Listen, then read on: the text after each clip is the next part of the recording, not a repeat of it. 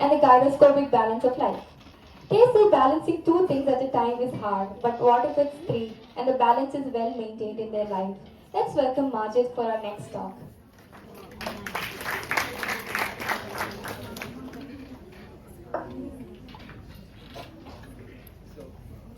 This is a pen, right?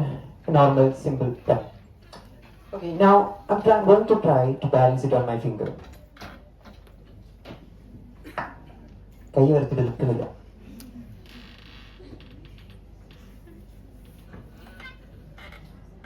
It's easy, right? It's just നമ്മളെല്ലാവരും try ചെയ്തിട്ടുള്ള കാര്യമാണ് നമ്മളെ കയ്യിൽ ജസ്റ്റ് പെന്ന് ഒന്ന് ബാലൻസ് ചെയ്യാന്നുള്ളത്.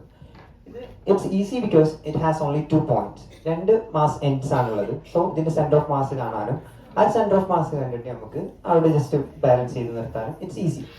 So now imagine if it is not 2 points, it's more than 2 points. Like a triangle, it's a 3 points or a rectangle. It is square അല്ലെങ്കിൽ rectangle ഒക്കെ ആണെങ്കിൽ രണ്ടിൽ കൂടുതൽ പോയിന്റ്സ് ഉള്ള ഒരു ഒബ്ജക്റ്റ് ആണെങ്കിൽ how the balance be? Let's just imagine it. Let's have an example. Like this is a normal notebook. So if I try to balance it on my finger, it's quite hard to keep the balance steady, to keep it upright. So there's an easy way to balance it, which is just spinning it. If I just spin it, it's balanced, it stays upright on my finger, right? Now keep that in mind until the end of the session. Okay, hi everyone, good evening, I'm Majid, and today I'll be speaking about the gyroscopic balancing of the life of a student athlete. So who is a student athlete? ഈ ഒരു student athlete എന്ന് പറയുമ്പോൾ നമുക്ക് student ആണെന്നും athlete ആണെന്നും നമുക്ക് എല്ലാവർക്കും അറിയാം. ഒരു സ്റ്റുഡൻറ് എന്ന് പറയുമ്പോൾ നമ്മളെല്ലാവരും സ്റ്റുഡൻസ് ആണ്. ഇപ്പോൾ നമ്മൾ രാവിലെ നോർമലി നമ്മൾ ഡേ ഇൻ ലൈഫ് പറയുകയാണെന്നുണ്ടെങ്കിൽ രാവിലെ ഒരു 9 മണിയാകുമ്പോഴേക്കും കോളേജിൽ വരുന്നു. കോളേജിൽ വന്നിട്ട് നമ്മൾ നേരെ ക്ലാസ്സിൽ കയറുന്നു. 9 മണിയാകുമ്പോൾ ക്ലാസ്സിൽ കയറുന്നു. ക്ലാസ്സിൽ കയറിയിട്ട് ഒരു ഉച്ച വരെ അങ്ങനെ ക്ലാസ്സിലിരുന്ന് ലഞ്ച് ഈവനിങ് 3 മണിയാകുമ്പോൾ ക്ലാസ് കഴിയുന്നു. ക്ലാസ് കഴിഞ്ഞിട്ട് നമ്മൾ പിന്നെ കോളേജിൽ തന്നെ ക്യാമ്പസിൽ എല്ലാവരും ഫ്രണ്ട്സൊക്കെ ആയിട്ട് ഇരിക്കുന്നു. എല്ലാം കഴിഞ്ഞ് നമ്മൾ ഒരു 5 മണിയൊക്കെ ആകുമ്പോൾ വീട്ടിൽ പോകുന്നു. വീട്ടിൽ പോയിട്ട് വീട്ടുകാരുടെ കൂടെ interaction with family, stuff like that. So that's a student. A simple day in the life of a student. So now let's consider an athlete. ഒരു അത്ലറ്റിന്റെ കേസിൽ ഇറ്റ്സ് ഡിഫറെന്റ്. നമ്മുടെ കോളേജിൽ തന്നെ ഇഷ്ടംപോലെ അത്ലറ്റ്സ് ഉണ്ട്.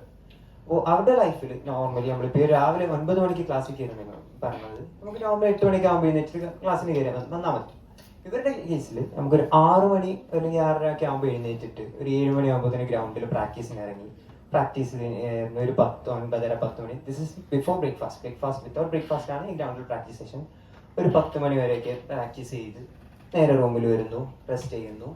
നമ്മൾ റെസ്റ്റ് ചെയ്തിട്ട് നമ്മൾ ബ്രേക്ക്ഫാസ്റ്റ് ഫുഡൊക്കെ കഴിച്ചിട്ട് റെസ്റ്റ് ചെയ്ത് കംപ്ലീറ്റ്ലി ഒക്കെ കഴിഞ്ഞ് റിക്കവർ ആയി again evening we go for another session of practice. ഇത് കഴിഞ്ഞ് നേരെ വീട്ടിൽ പോകുന്നു. ഫാമിലിന്റെ കൂടെ അല്ലെങ്കിൽ ഹോസ്റ്റലിലാണെങ്കിൽ ഹോസ്റ്റലിൽ take rest. That's an athlete. So then who would be a student athlete? He would be both, right? He's a student alongside with an athlete. ഒരു student act ചെയ്യുന്ന പോലെ തന്നെ അവൻ ആക്ട് ചെയ്യാം, ഒരു അത്ലറ്റിനെ പോലെ അവൻ ആക്ട് ചെയ്യാം. സോ രാവിലെ 6 മണിക്ക് എഴുന്നേൽക്കണം, ഗ്രൗണ്ടിൽ പോകണം, പ്രാക്ടീസ് ചെയ്യണം. ഒരു 9:30-10 മണിയാവുന്നത് വരെ ഗ്രൗണ്ടിൽ പ്രാക്ടീസ് ചെയ്യണം. After that he has to go for classes. There's no time for rest. He has to go for classes, attend classes. Class കഴിഞ്ഞിട്ട് വീണ്ടും അഗൈൻ 3 മണിക്ക് ക്ലാസ് കഴിഞ്ഞ് അഗൈൻ 4-4:30 ആകുമ്പോഴേക്കും again he is supposed to be on the court practicing. After that only he can go for family or at home and take rest. So that is a student athlete. So ഇനി ഒരു gyroscope എന്താണെന്നുള്ളത് കണ്ടതാണ്. ഈ gyroscope is basically an instrument used to measure the balance. ഇപ്പോൾ നമ്മളൊരു aircraft അല്ലെങ്കിൽ ഒരു ഷിപ്പിലൊക്കെ ആണെന്നുണ്ടെങ്കിൽ ബാലൻസ് ഈസ് ഇമ്പോർട്ടൻറ്റ്. കാരണം അത് ഈ സ്വോ ചെയ്യുന്നതിനനുസരിച്ചും ഈ ഒരു ഫ്ലൈറ്റ് മെയിൻറ്റെയിൻ ചെയ്യുന്നതിനനുസരിച്ചൊക്കെ ഈ ഒരു balance is very important. Balanced അല്ലാന്നുണ്ടെങ്കിൽ കംപ്ലീറ്റ് കയ്യിൽ നിന്ന് പോകും. അപ്പോൾ ആ ഒരു ബാലൻസ് മെയിൻറ്റെയിൻ ചെയ്യാൻ യൂസ് ചെയ്യുന്ന ഒരു ഇൻസ്ട്രുമെൻ്റ് ആണ് ഒരു ഗൈറോസ്കോപ്പ് എന്ന് പറയുന്നത്. അപ്പോൾ ഞാൻ ഇവിടെ യൂസ് ചെയ്യുന്നത്, ഞാൻ ഇവിടെ റെഫർ ചെയ്യുന്ന gyroscope it's not that, it's a simple small scale gyroscope, which is this was a video.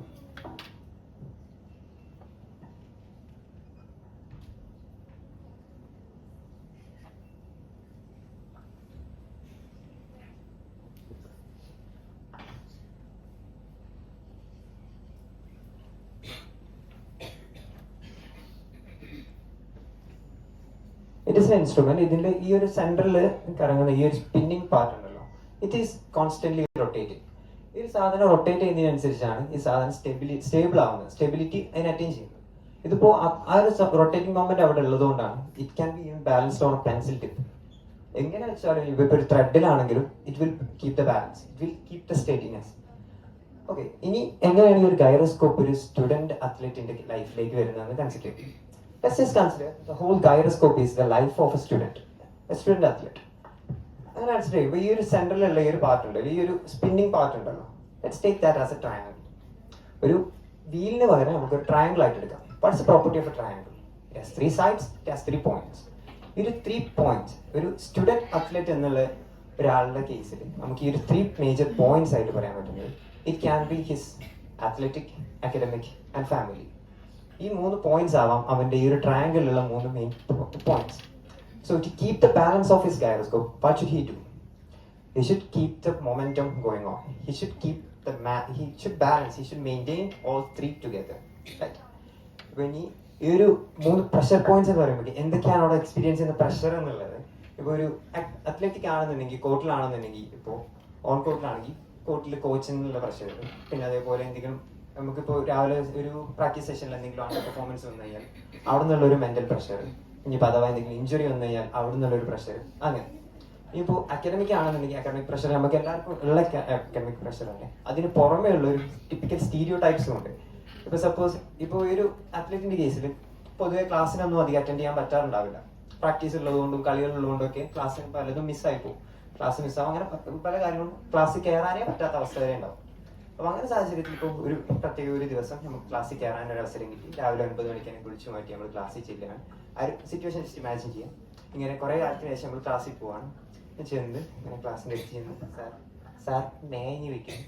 Sir നോക്കിയിട്ട് ആരാ ഇവിടെ ഉള്ളതാണോ? അങ്ങനത്തെ ഒരു ക്വസ്റ്റ്യൻ അവിടെ തന്നെ മൈൻഡ് ഔട്ടാവും.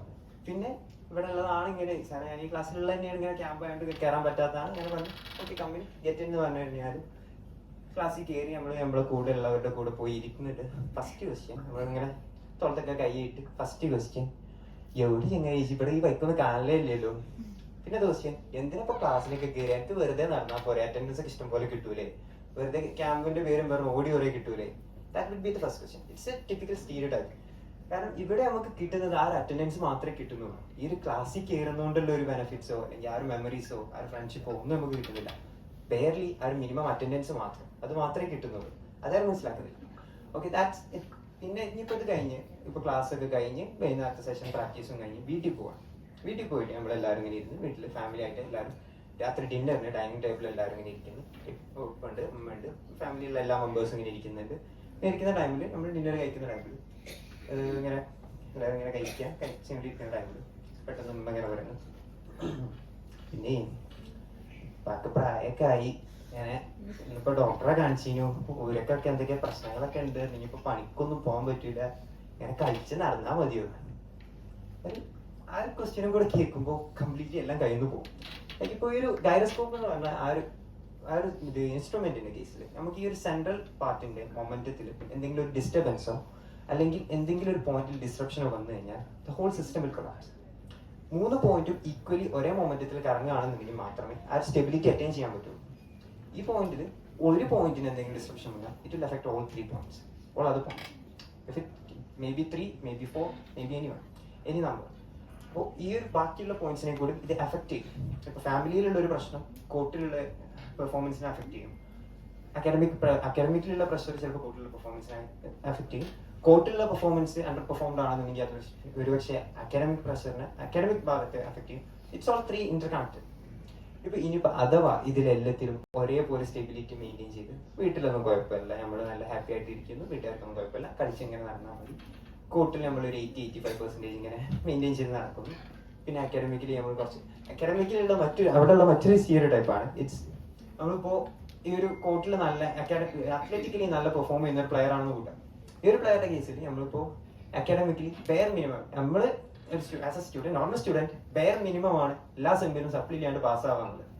ഇപ്പം ഈ ഒരു സ്റ്റുഡൻറ് അത്ലറ്റ് ഇങ്ങനത്തെ ഒരാൾ ഇതിൽ എല്ലാ സെമ്മിലും സപ്ലി ഇല്ലാണ്ട് പാസ്സായി കഴിഞ്ഞാൽ ഇനിയിപ്പോൾ ആരെങ്കിലും ഒരാൾ ഒന്ന് ചോദിച്ച് ഇങ്ങനെ ഗ്രൗണ്ടിലോ അല്ലെങ്കിൽ എവിടെയെങ്കിലും ഇങ്ങനെ ചോദിക്കാം, ഇപ്പോൾ എക്സാം കഴിഞ്ഞ റിസൾട്ട് ഒന്നില്ലേ, ഫസ്റ്റ് ക്വസ്റ്റ്യൻ അത്ലറ്റ് ആണെന്ന് പറയും, ഫസ്റ്റ് ക്വസ്റ്റ്യൻ എത്ര സപ്ലി ഉണ്ടെന്നോ?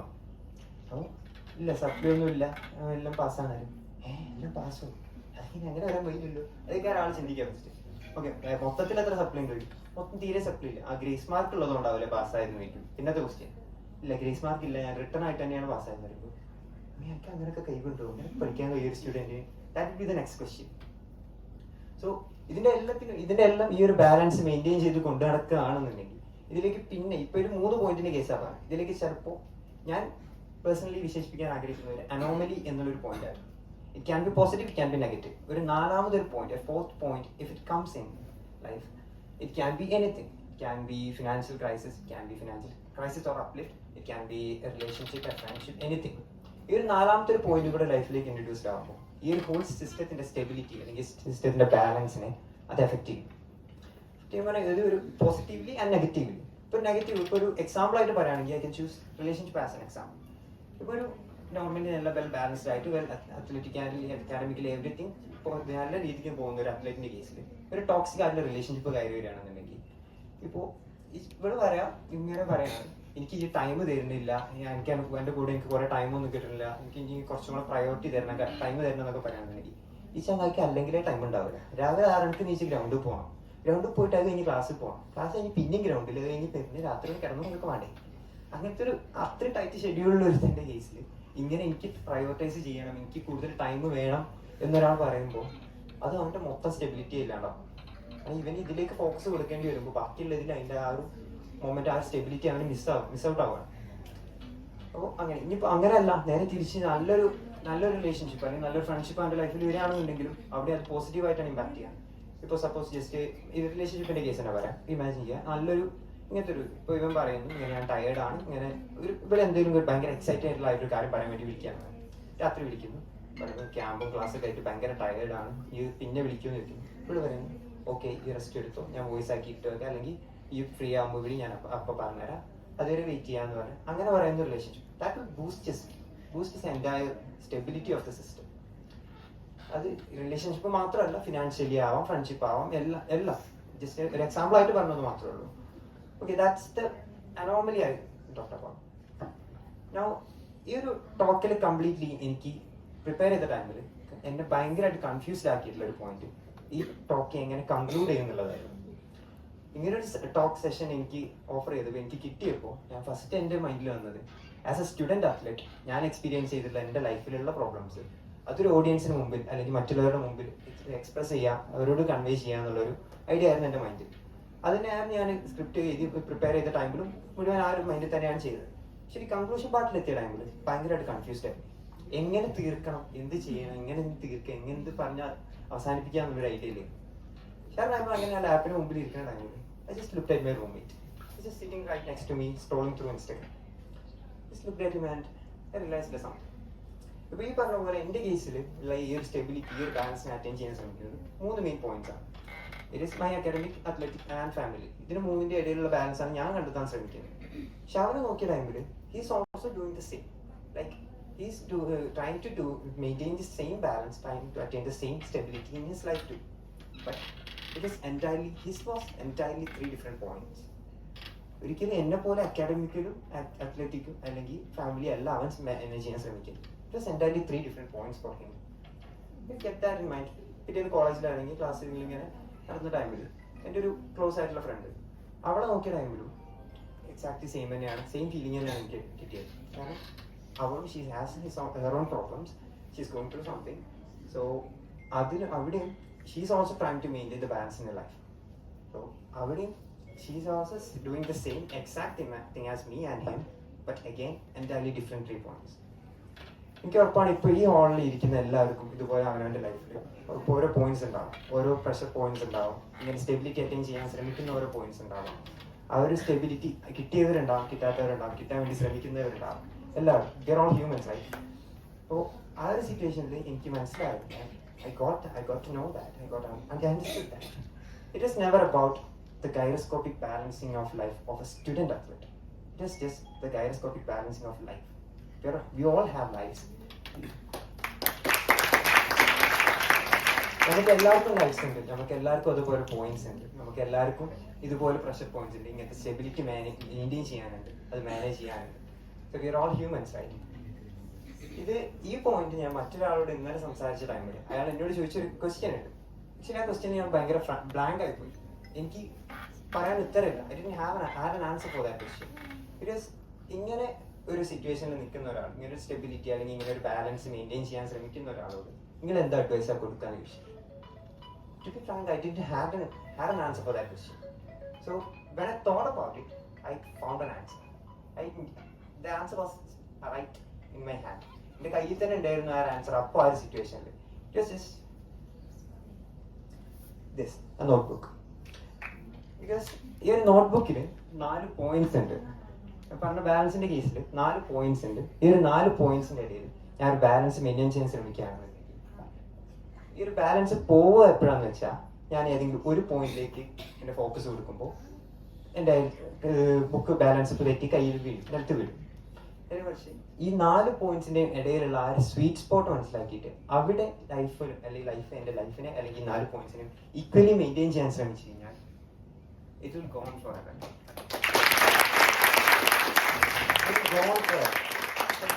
That is my answer for that question.